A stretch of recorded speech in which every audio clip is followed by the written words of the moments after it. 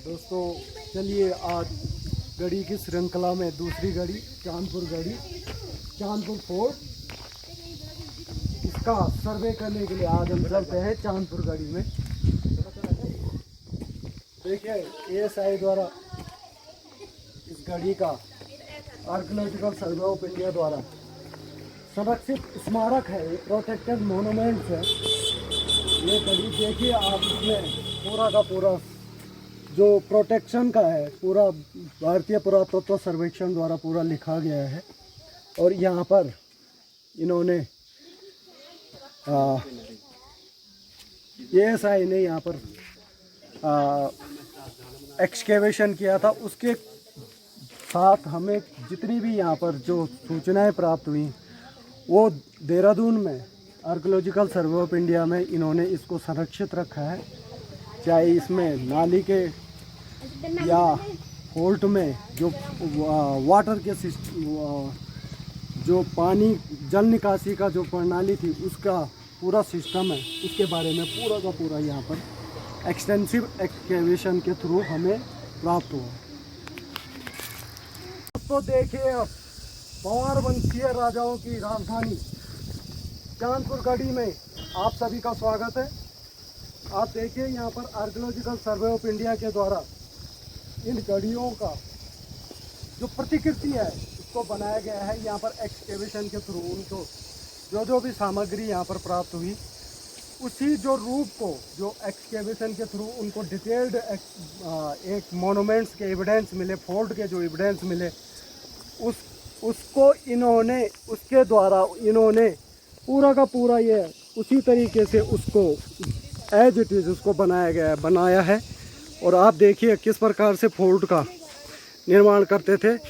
या आप देखिए कल हमने इससे पहले के वीडियो में हमने नागपुर गढ़ी का दिखाया था, लेकिन वहाँ पर स्पष्ट दिखाई नहीं दे रहा था क्योंकि उसके एविडेंस वहाँ पर किसी के द्वारा भी कोई एक्सप्लोरेशन या एक्सकेवेशन नहीं किया गया। लेकिन इस क्षेत्र में चूँकि एएसआई द्वारा आर्कियोलॉजिकल सर्वे ऑफ इंडिया द्वारा एक्सकेवेशन किया गया, उसके फलस्वरूप यहाँ पर जो भी डिटेल्ड एक हमें एविडेंसेस मिले उसके आधार पर उन्होंने गढ़ी का निर्माण, उसके शेप को, उसके डिजाइन को यहाँ पर दिखाया है।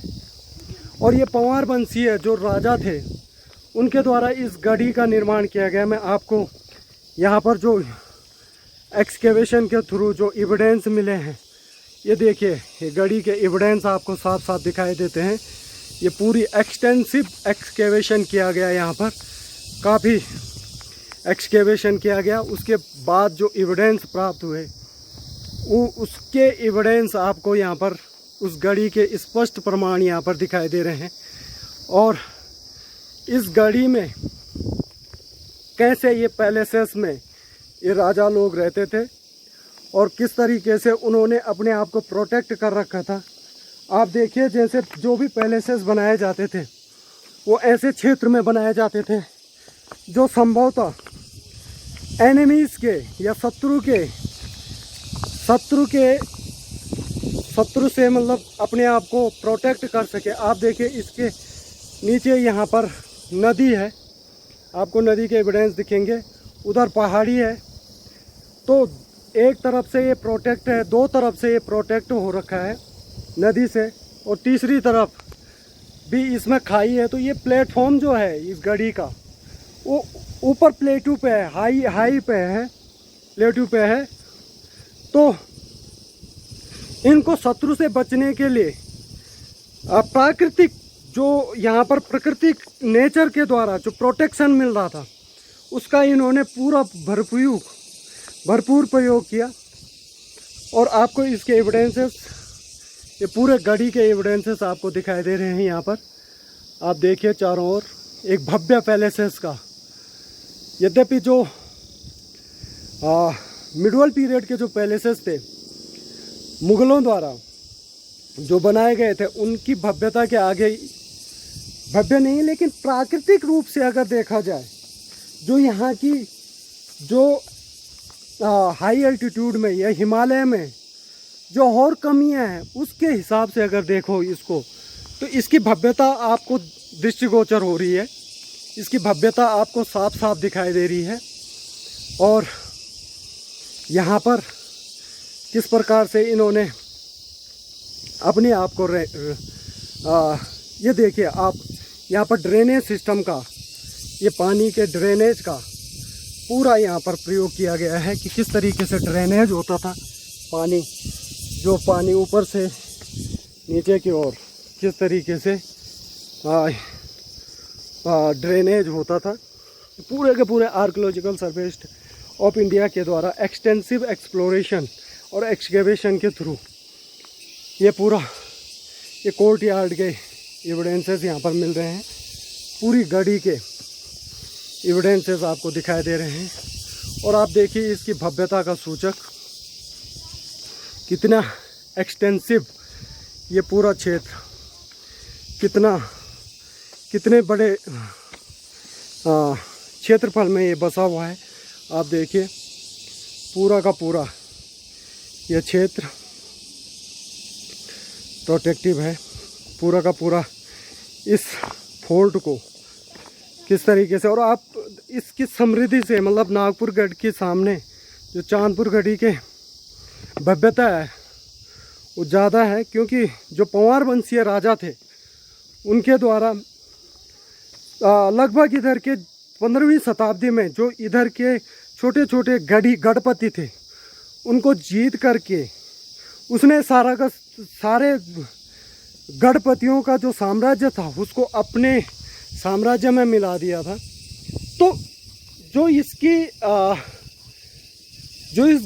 गढ़ी की जो भव्यता है उसको भी दृष्टिगोचर करता है कि ये अब ये एक सामंत शासक न हो करके ये जो गढ़पति था, पंवार वंशीय जो राजा थे, वो अब शक्ति संपन्न हो चुके थे यहाँ पर।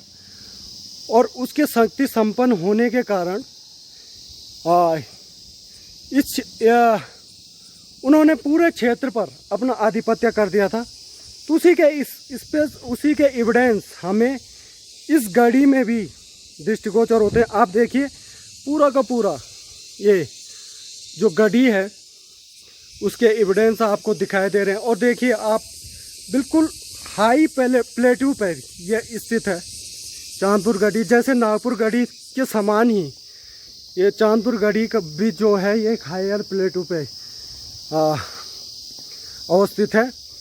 और देखिए इसके नीचे आप देखिए तो नदी के एविडेंस आपको दिखाई देंगे।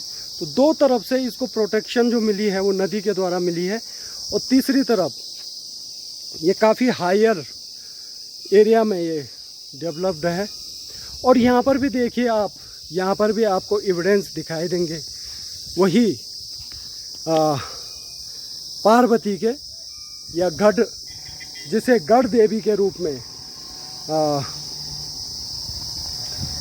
इस क्षेत्र में गढ़ियों में जो गढ़ देवी के रूप में पार्वती का जो एक प्रादुर्भाव हुआ उसके एविडेंस यहाँ पर भी दिखाई देंगे। और ये गढ़ देवी पार्वती के यहाँ पर आपको एविडेंस मिलेंगे गढ़ देवी के रूप में, उसके एविडेंस यहाँ पर आपको दिखाई देंगे। और यहाँ पर नंदा, माँ नंदा, पार्वती शैलपुत्री जो कि गढ़ देवी के रूप में जो यहाँ पर अब गढ़ियों की रक्षा के लिए उसका प्रादुर्भाव हो चुका था, उसका ओरिजिनेट हो गया था। तो ये आपको गढ़ देवी